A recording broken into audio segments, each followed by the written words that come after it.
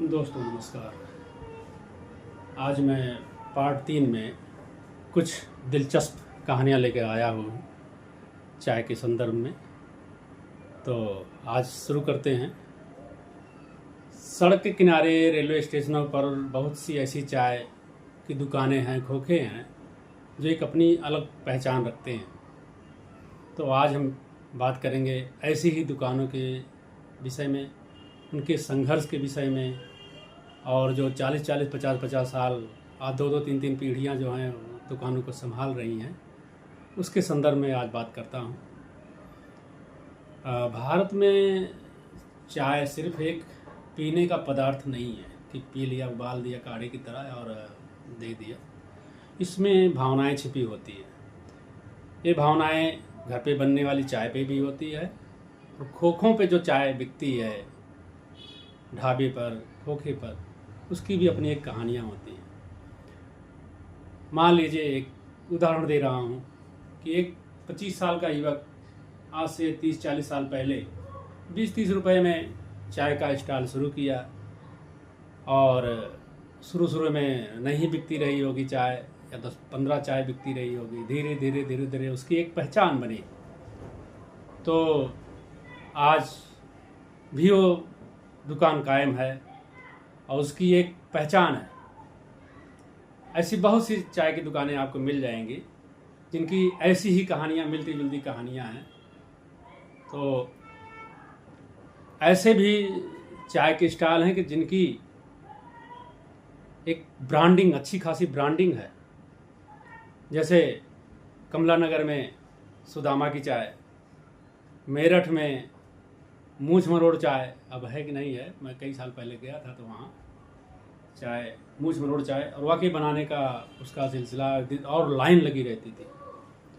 तो ऐसे लोग अच्छी खासी पहचान वाले हैं। तो दोस्तों, ये सफ़र बड़ी मेहनत से उस मुकाम तक पहुंचा है जिसमें इसकी एक अलग पहचान बन गई है।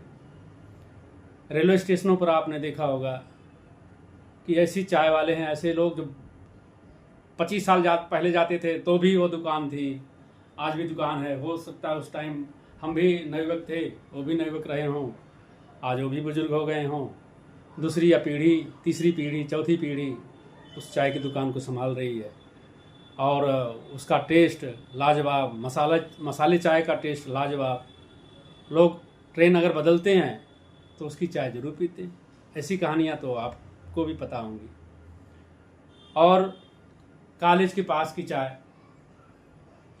ये तो हर पढ़ा लिखा बंदा जो है कहीं न कहीं इससे दो चार ज़रूर हुआ होगा कि कॉलेज के पास जो चाय की दुकान, उस पर दोस्तों की महफिल लगती थी, और दुनिया भर की बातें, राजनीति की बातें, क्रिकेट मैच की बातें, समसामयिक विषयों पे बातें।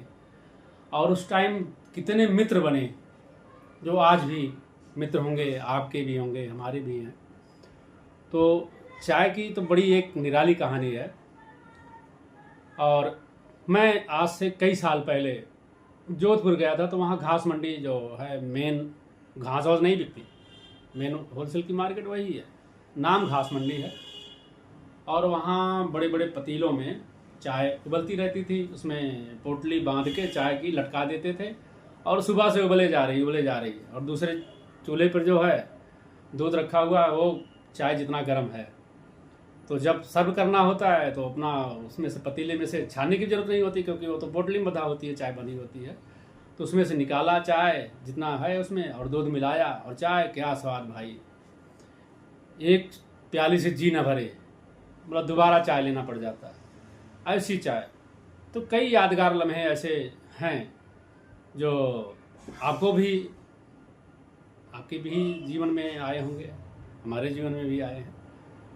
तो दोस्तों, ऐसी बहुत सारी कहानियां हैं।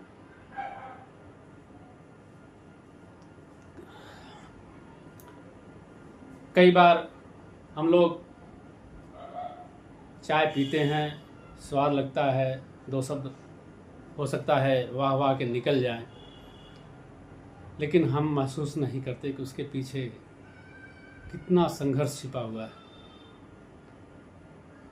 उसके त्याग की, परिश्रम की, मेहनत की हम कई बार वैल्यू नहीं देते। लेकिन अगली बार जब हम चाय किसी खोखे पर पिएं तो हमारा फर्ज बनता है कि अगर स्वादिष्ट चाय है और हमने पिया है तो उसकी वाह वाह तो करनी चाहिए। तो दोस्तों, ये हमने आज तीसरा पार्ट बनाया है चाय का। अगर आपको भी लगता है कि आपकी ज़िंदगी में भी ऐसी चाय की कई दुकानें या दुकानदार शामिल हैं तो हमें कमेंट में भेजना और चैनल को सब्सक्राइब ज़रूर करना। नमस्कार दोस्तों।